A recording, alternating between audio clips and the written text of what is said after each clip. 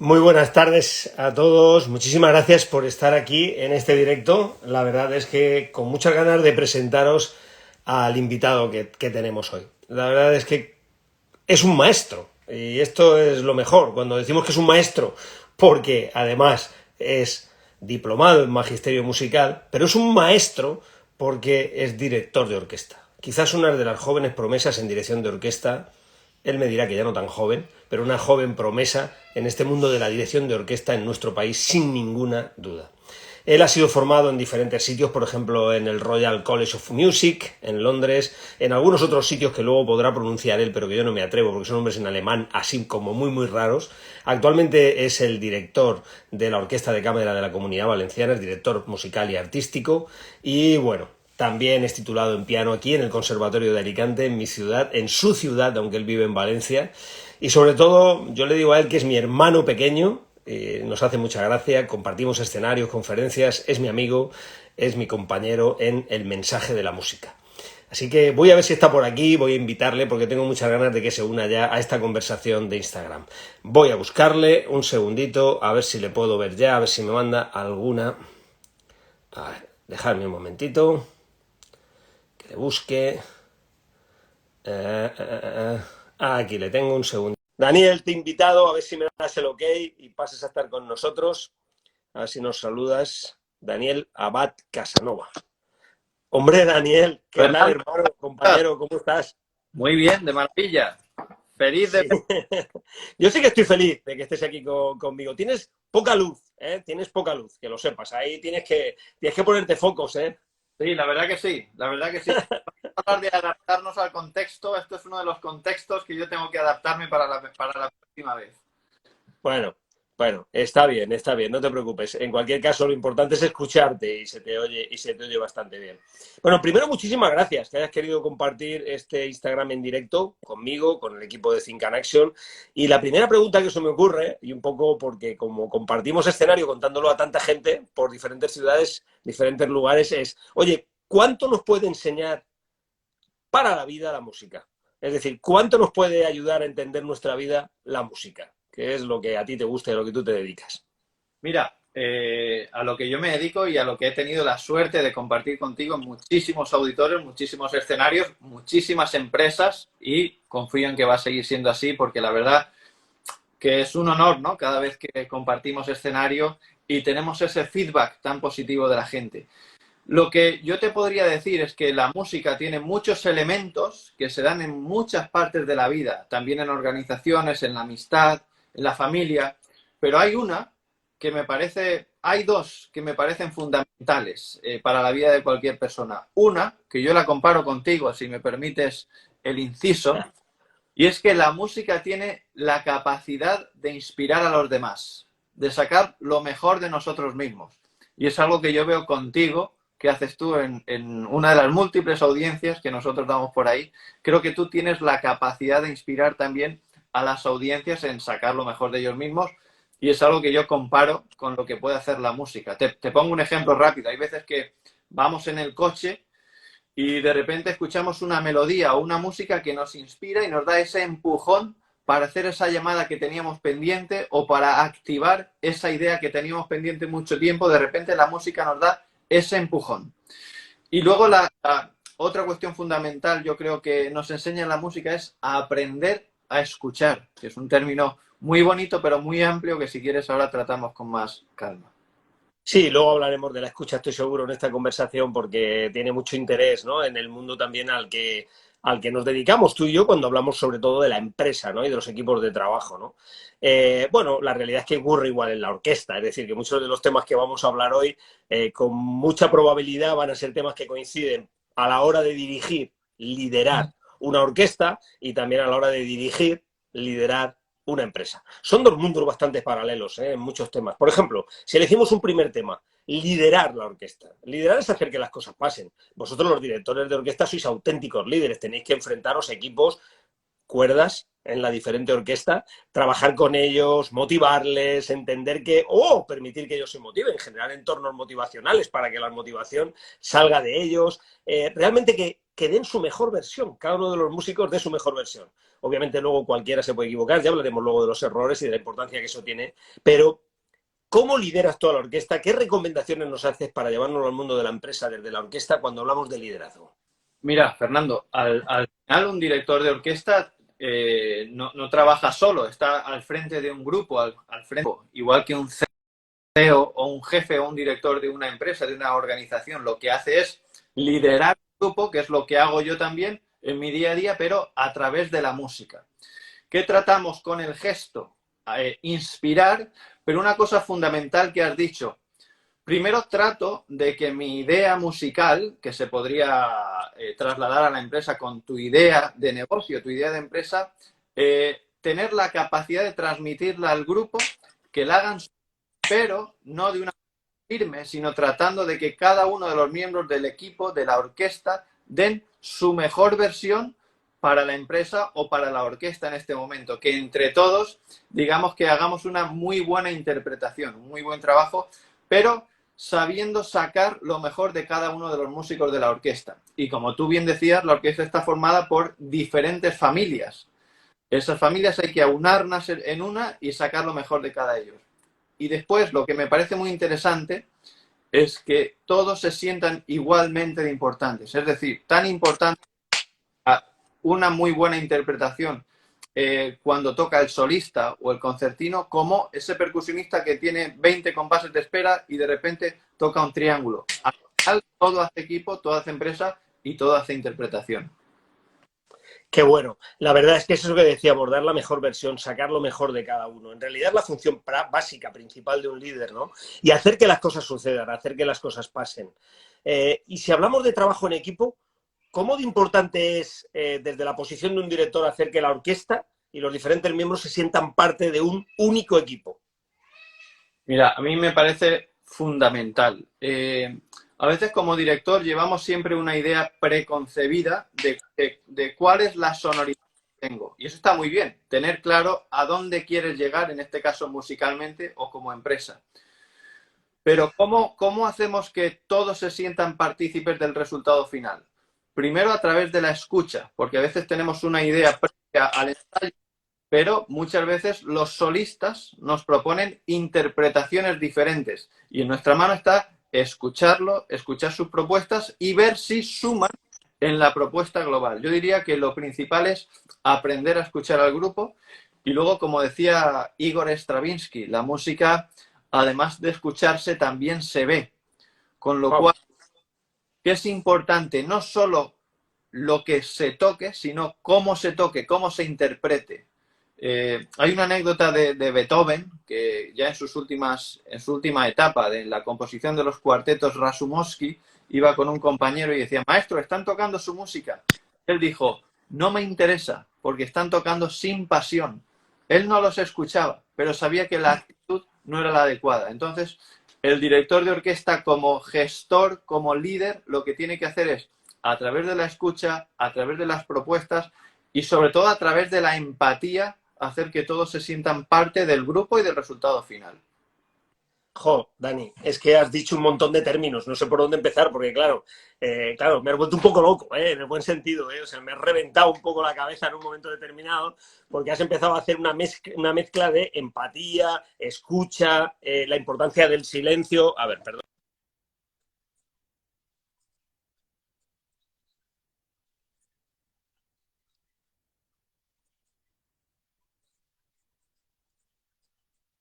Interesante que trabajemos la escucha y que hablemos un poquito de esto. Yo sé, porque sabes que también un poquito de música sé, aunque muy poquito, sé que el silencio de una nota, por ejemplo, de una corchea, tiene el mismo valor que una corchea. Y sé que en el lenguaje, cuando nos comunicamos con los demás, cuando hablamos con otros, el silencio es tan importante y ocupa el mismo espacio que lo que tenemos que decir.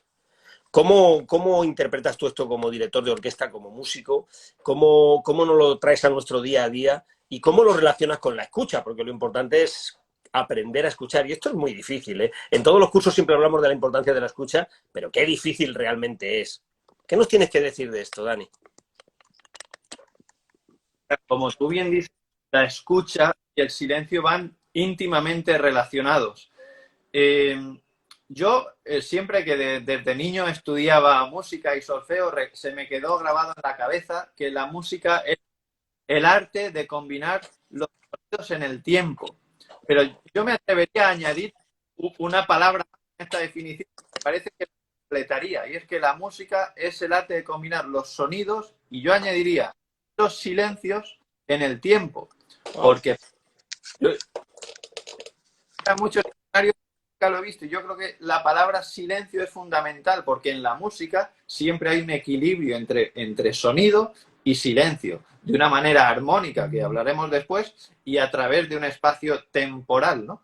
Pero fíjate, la quinta sinfonía de Beethoven, estoy aquí delante del piano, no sé si, pero Ah, bueno. pero qué bien, puedes tocar algo, claro. Oye, que haya música aquí esta noche también en este directo es fantástico. ¿Puedes contárnoslo con alguna experiencia musical? Mira, la quinta sinfonía de Beethoven, que todo el mundo sabe que empieza así. Lo que me encantaría enseñarle a la gente es la partitura, porque antes de ese sol, sol, sol, mi, esas corcheas, como tú bien dices, hay un silencio de corchea que vale tanto como esa primera corchea. La fuerza, la energía con la que tú marques a la orquesta ese silencio, así será la fuerza y la energía del sonido que vendrá después. Así que tan importante es proponer, activar, como escuchar. Y es una cosa que yo aprendí cuando yo empezaba a dirigir orquestas en diferentes países o ciudades desde muy joven. Yo lo llevaba siempre todo muy anotado, muy apuntado antes de estar con la orquesta. Aquí les digo esto, aquí les digo aquello, aquí más piano, aquí más forte. Pero con el tiempo ya no lo anoto, porque mi respuesta, mi actitud va en función de lo que yo escucho de la orquesta. Entonces, en el ensayo escucho y en función de lo que escucho, corrijo y aporto. Y es una cosa que yo le digo a todos los músicos. Y es, aquí se toca fuerte, aquí se toca piano, me echo fuerte, un poco más lento, ralentando, pero ¿por qué? En función de lo que escuchamos, de la frase que viene anterior, ¿no? Y entonces yo creo que en la música es muy importante saber escuchar. Por ejemplo, te pongo un ejemplo muy sencillo. En la partitura pone piano. Sí, pero ¿qué es piano? ¿Cuántos decibelios son? Pues una noche tocarás en un auditorio lleno de gente y ese piano tiene que ser un poquito más fuerte. Una noche en una basílica, una noche al aire libre. En función del contexto, ese piano será uno u otro. Por lo tanto, siempre nos tenemos que adaptar, como decimos, a lo que escuchemos. Y luego, si es un detalle del silencio llevado a la música, es que siempre en música se dice 10 minutos de aplausos cuando terminó la obra o 15 minutos como algo fundamental o relativo al éxito que ha tenido la interpretación. Pero yo diría que los éxitos mayores que yo he tenido como director de orquesta se han producido, por supuesto, con los aplausos, pero también con el silencio que se produce al interpretar la última nota. Para mí ha sido conmovedor, por ejemplo, la sexta sinfonía de Tchaikovsky, que representa su despedida de esta vida. Podríamos entrar en este detalle, pero en aquella época el virus del cólera asolaba San Petersburgo y él no hirvió el agua y parece que fue una despedida a propósito. Bueno, cuando termina la última nota, Tchaikovsky se está despidiendo de esta vida. Cuando tú apagas la última nota, el silencio que se produce es más conmovedor que cualquier aplauso. Y yo creo que es algo como, y te lo he escuchado a ti decir muchísimas veces, y yo lo aplico en mi día a día, y tú lo podrás explicar mucho mejor que yo, es escuchar al otro como si él pudiera tener la razón. Y con esa escucha activa, pues avanzamos muchísimo. Dani, fíjate que estás hablando de silencio, pero al mismo tiempo de adaptación. Porque, claro, depende de cómo sea el auditorio, cómo sea el entorno, el contexto. Así vas a necesitar unos decibelios, otros decibelios. Así vas a necesitar a lo que en un sitio le llamabas piano, dejar de llamarle piano, o que sea más fuerte ese piano. Es muy interesante porque al final un líder, cuando lidera de una forma adecuada, adaptándose a los diferentes contextos, tiene también diferentes formas de interpretar esa música que su equipo hace que suene. Es que me gusta mucho, ¿no? Ese ejemplo que cuentas en el mundo de las empresas y en las organizaciones es fundamental. Y otra cosa que comentas es la palabra equilibrio. cómo eres capaz de mantener el equilibrio, ¿no? El equilibrio entre lo que suena y lo que no suena, en la fuerza que tiene la escucha, el silencio versus lo que luego vamos a escuchar. El ejemplo que has contado de la quinta de Beethoven es fantástico. Yo alguna vez que lo has dirigido o me has marcado como lo haces como director, me gusta mucho, porque cuando el golpe baja en el primer golpe, digamos, más fuerte, no hay sonido. O sea, no se oye nada. Yes. Si de verdad el espectador está atento, en el primer golpe no hay nada de sonido, es a partir de ahí, ¿no? De ese silencio de corchea. Me gusta mucho eso y hay algo que dices hablando de equilibrio que me lleva a cambiar un poquito de tema y llevarte a otra pregunta. Y es, no sé si la gente que nos está escuchando lo sabe o no, pero Dani es autor de uno de los libros compartido con David Bly, que es este libro que se llama El viaje del equilibrista, curiosamente hablando de equilibrio, ¿verdad, Dani? ¿Cómo de importante es en tu vida? ¿Cómo de importante recomiendas en nuestra vida? Y cómo desde la música este concepto, el concepto de equilibrio. Y luego te haré dos preguntas sobre pasajes del libro. Pero explícanos primero, ¿cómo de importante es este concepto de equilibrio? Intenta también llevarlo al mundo de las organizaciones, como orquesta, que es una organización, o de la empresa. ¿Cómo de importante es el equilibrio? Mira, el equilibrio yo creo que es a nivel personal, es, digamos, ser consecuente con aquello que sientes, con aquello que propones en todas tus actuaciones, ya sea en el mundo musical como en el mundo de la empresa, con tu vida personal, ¿no? Está muy relacionado también con algo que hemos hablado en muchas conferencias y en muchas empresas, que tiene que ver con la vida, que es con el tiempo, la importancia del tiempo en la música, que a veces lo tomamos como referencia a la velocidad, pero yo el equilibrio lo asemejo con el tiempo en el sentido del tiempo que le dedicas a cada cosa, a cada cosa. Y has hablado algunas veces de la ambición también, ¿no? Y de la ambición en la parte formativa. Siempre quería dirigir orquestas, luego otra, y cuando dirigía una, en vez de disfrutar ese momento, estaba pensando en la otra, y de repente, cuando frenaba, me daba cuenta que había dirigido orquestas importantes que desde niño siempre había soñado, y a lo mejor no llegaba a disfrutarlo por cosas que se escapaban a mi control, si venía la prensa, no. Entonces, el equilibrio en ese sentido es disfrutar del viaje, disfrutar del proceso. Disfrutar, en mi caso, cuando tengo que dirigir un concierto, desde el momento en el que llega la partitura a casa y la estoy estudiando, yo ya estoy disfrutando. No solo del momento del concierto y de los aplausos, como decíamos, sino de todo el proceso. Eso aplicado a la empresa, ¿en qué se puede traducir? Por un lado, en el tiempo que dedicamos nosotros como CEO o como director a nuestros trabajadores, a nuestros compañeros de empresa. Y luego también, por hacer un símil musical, con la melodía y la armonía, es decir, aquello que la empresa traslada como imagen al exterior, pero también con un equilibrio interior dentro de la empresa, por cómo los trabajadores, ¿no?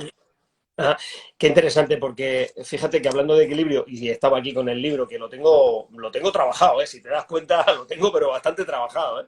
Bueno, tuve la suerte de ser uno de los que me invitaste a presentarlo, es decir, que lo tuve que leer con bastante profundidad y tomar muchas notas. Pero hoy quiero traerte dos notas que te pediría que nos dieras una contestación así rápida sobre cómo lo ves tú. En el libro hay un momento, además, donde decís, David y tú, que la vida sin riesgo no es vida. Y que la incertidumbre es lo normal y que por lo tanto pues que vivir en equilibrio es entender también el riesgo y el riesgo relacionado con la capacidad de equivocarte y con asumir el error. Claro, ¿cómo se siente un músico? Yo que he tocado en banda de música, como tú lo sabes, cuando uno se equivoca y ahí está, y sabes que has metido la pata y sabes que has sonado de una determinada forma, cosa que por muy buen músico que seas, hombre, si eres muy buen músico te pasará muchísimas menos veces porque estás mucho más preparado, tienes mucho más talento, pero que puede pasar. ¿Esto cómo lo vivís el director y cómo lo vivís como músicos? En la gestión del error.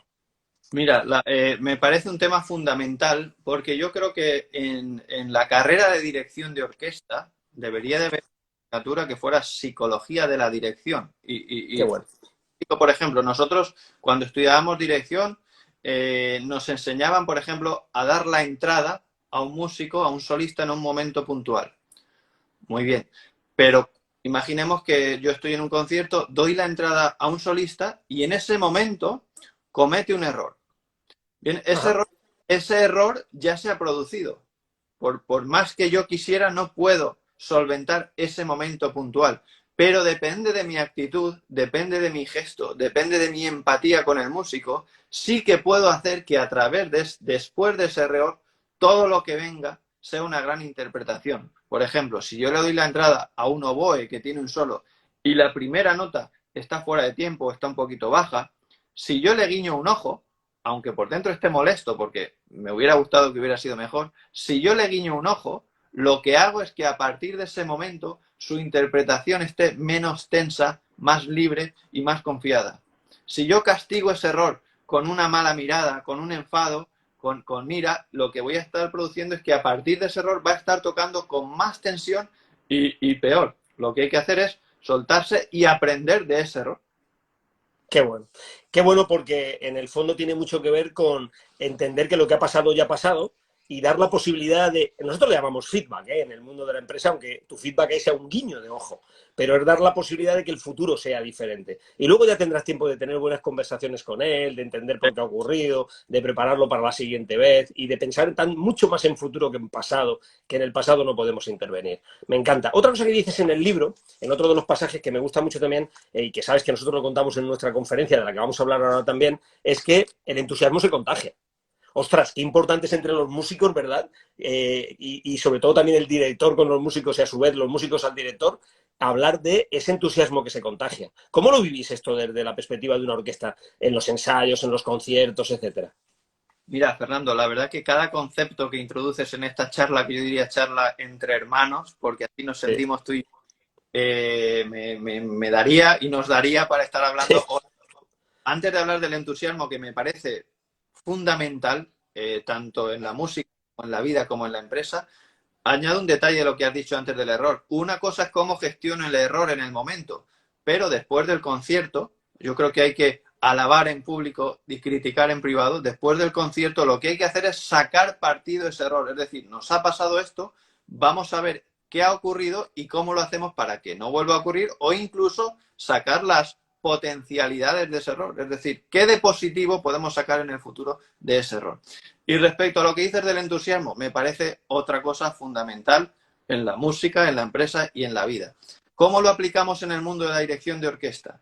Pues yo lo hablo muchísimo a muchos músicos, que si yo tuviera el mejor gesto como director del mundo, pero no transmito nada, ese gesto no va a ningún sitio.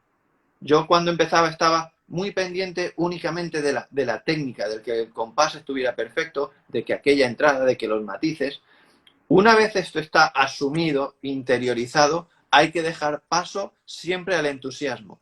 Cuando hay, digamos, una audiencia de 1.200 personas de público, hay pocas personas que entienden el gesto, pero sí se quedan con cómo conectas tú con la orquesta y con el público. Si tú no sientes pasión absoluta por lo que estás haciendo, difícilmente, por técnico que seas, vas a contagiar de esa pasión. Así que yo sentí que una vez que la técnica, la experiencia y la musicalidad ya están interiorizadas, lo que hay que dejar paso al entusiasmo. Y si me permites, lo hablo mucho también con los músicos, en el sentido de que, y siempre lo repito, casi siempre antes de cada concierto, es decir, si nosotros ponemos pasión y entusiasmo, a veces tenemos ese feedback, a veces no, pero muchas veces qué bonito es cuando alguien del público dice: quiero tocar el violín porque he visto tocar a ese violinista con un entusiasmo, con una pasión, quiero ser baterista como aquel baterista, quiero tocar el bajo. El niño o el adulto no se queda con la técnica, se queda porque está viendo disfrutar a ese músico. Si uno no disfruta con lo que hace, no contagia, no traspasa. Yo lo que trato siempre es de dirigir para todo el auditorio. No Qué solo bueno. hacer que haya una comunión, digamos, de pasión y entusiasmo entre la orquesta y el público. Y sin entusiasmo no se transmite. Qué bueno, porque en el mundo de la empresa es igual. Lo que está ocurriendo dentro se ve fuera. El público es el cliente. Cuando el cliente te ve y te quiere y es fan tuyo, realmente los resultados son completamente diferentes, ¿no? Pero que bien explicado desde la metáfora de la orquesta y lo que estás comentando realmente, ¿no? Bueno, mucha gente a lo mejor que nos está escuchando ahora y que nos escuchará después, cuando colguemos este directo, sabrá, y otra gente no, que tú y yo compartimos escenario desde hace mucho tiempo, en una conferencia que se llama El mensaje de la música. Vamos a decir que lo que tratamos es normalmente 5, 6, 7 elementos que son muy importantes en el mundo de la música, podríamos decir aquí ahora de una forma muy rápida, sin pararnos, ¿no? Porque claro, aquí no lo vamos a contar, quien quiera que venga a nuestra conferencia, ¿no? Pero hablamos de la armonía en la música y en la vida, la melodía en la música y en la vida, hablamos de el modo como nos enfrentamos a las cosas, la actitud, eso que hablábamos ahora de entusiasmo. Hablamos también del tempo, el tiempo y cómo dedicamos el tiempo a la vida. Bueno, en realidad tenemos una conferencia muy chula donde Dani toca el piano, la gente del público participa, la hacemos interactiva, bajamos al público, jugamos con ellos juegan con nosotros, lo pasamos muy bien, ¿no?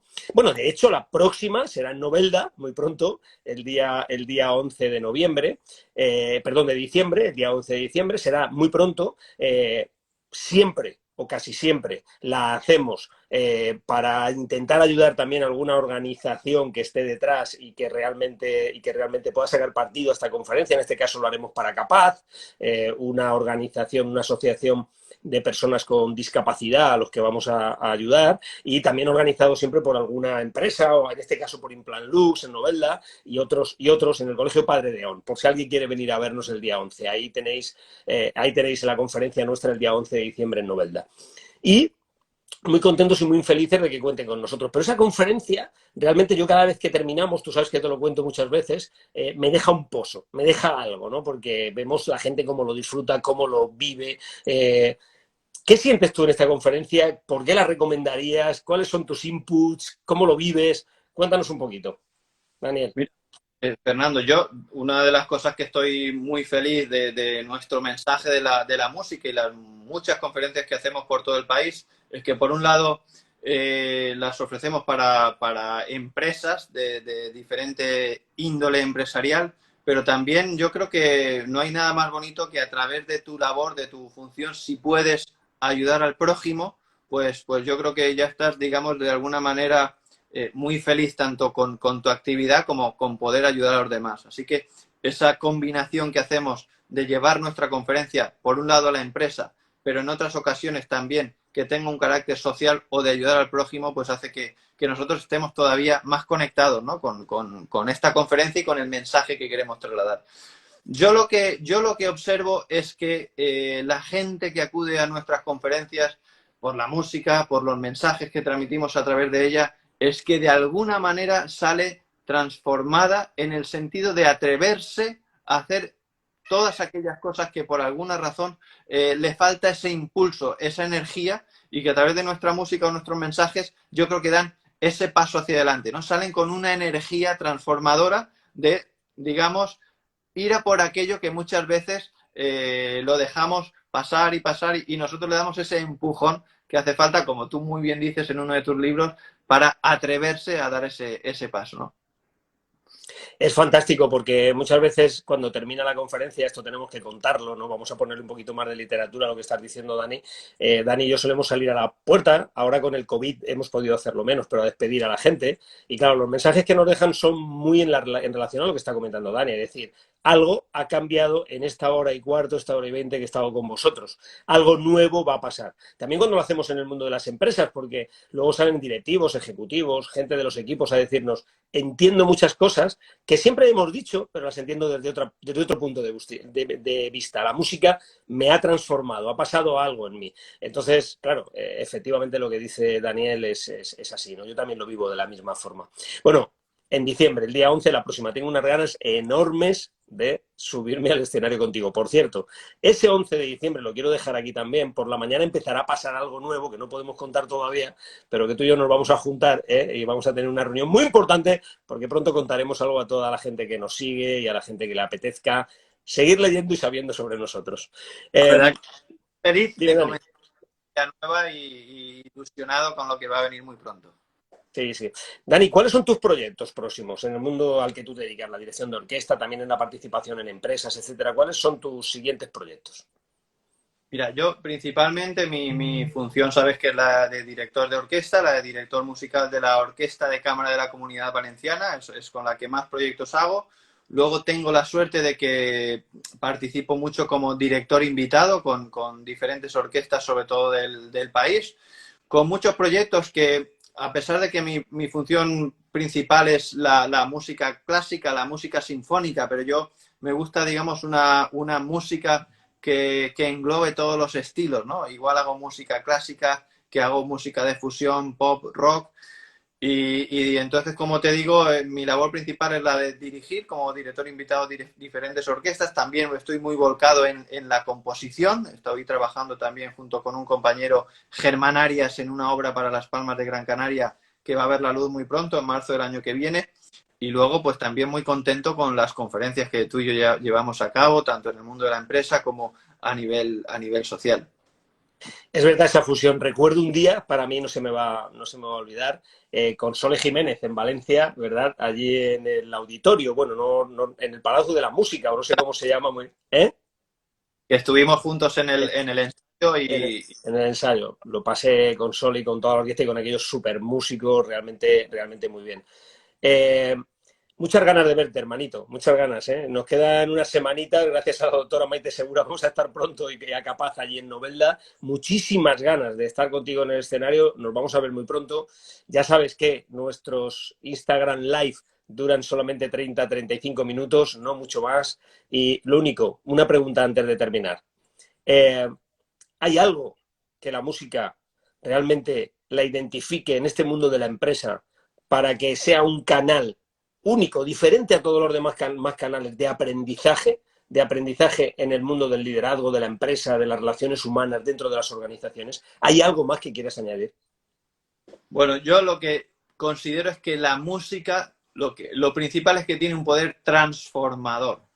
Y yo creo que gracias a la música, por un lado, podemos transformar nuestra empresa a nivel global, adaptarnos siempre a los nuevos cambios, estar en un cambio continuo, como tú bien dices, de aprendizaje continuo, pero transformador también a nivel individual, de que cada trabajador, cada CEO, cada director tenga a través de la música ese impulso, ese atrevimiento para gestionar el cambio o las ideas, como tú dices también, llevar esas ideas a los hechos a través del impulso de la música. Qué bueno, Daniel. Yo me atrevería a añadir una cosa que vosotros los músicos hacéis mucho y que aquí ha salido, ¿no?, de una forma de puntillas, paralela a todos los temas que hemos tratado, pero que yo quiero que quede aquí también, porque es lo que nosotros podemos ofrecer en el mundo de la empresa fundamentalmente, y es a entrenar a los directivos, entrenar a los ejecutivos. Vosotros estáis en continuo estado de entrenamiento. Vosotros le llamáis ensayos, pero es un continuo estado de entrenamiento. Un director, una orquesta, por muchas veces que haya tocado una determinada obra, antes de subirse al escenario, la vuelve a entrenar, la vuelve a ensayar, no cree que lo sabe, lo vuelve otra vez a interpretar, a buscar los matices, a todos esos elementos que le hacen ser cada vez un poquito mejor con la misma obra, con la misma obra. Y eso me parece que es un aprendizaje también muy interesante a la hora de llevar a los equipos, a las organizaciones, a los directivos, estar en continuo estado de entrenamiento. Y entrenarse con la música posiblemente sea uno de los canales mejores de aprendizaje y de desarrollo del equipo, porque además es muy divertido. Es muy divertido. Nosotros lo utilizamos en las empresas, utilizamos mucho la música en nuestros cursos y la verdad es que es muy recomendable. Dani, muchísimas gracias por haber estado aquí. Máximo Bottura, que no era un músico y que es todavía un cocinero, nunca ha sido un músico que yo sepa, italiano, muy reconocido a nivel mundial, él tiene una frase que siempre dice: el éxito, si es compartido, es mucho más éxito. Y eso es como yo lo siento cada vez que me subo contigo a un escenario, querido. Así que muchísimas gracias por estar aquí. Un placer enorme. Muchísimas gracias por venir. Gracias a ti siempre por todo, por nuestras experiencias, por nuestra amistad. Y como dices, muy feliz de compartir experiencias y de vernos muy pronto el día 11 en Novelda, que esperamos que vaya muchísima gente. Gracias por este encuentro, Fernando. Gracias a ti, Daniel. Tú sabes que yo te quiero mucho, querido, te quiero mucho, ¿eh? Un besazo Igual, enorme, que esto no es como solo terminar, pero contigo, claro, eres mi hermano. Yo sé que el público lo entiende. Y tú también. Nos vemos muy igual. pronto. Muchísimas gracias a todos los que nos habéis acompañado. Muchísimas gracias también a los que nos estáis viendo ahora, no en directo, sino porque hemos colgado este vídeo en Instagram, y agradecidos siempre. Nos vemos con más Instagram en directo el próximo año. Este es el último de este año y yo he querido que sea con mi hermano del alma. Muchísimas gracias. Gracias, Fernando. Un abrazo. Adiós, adiós.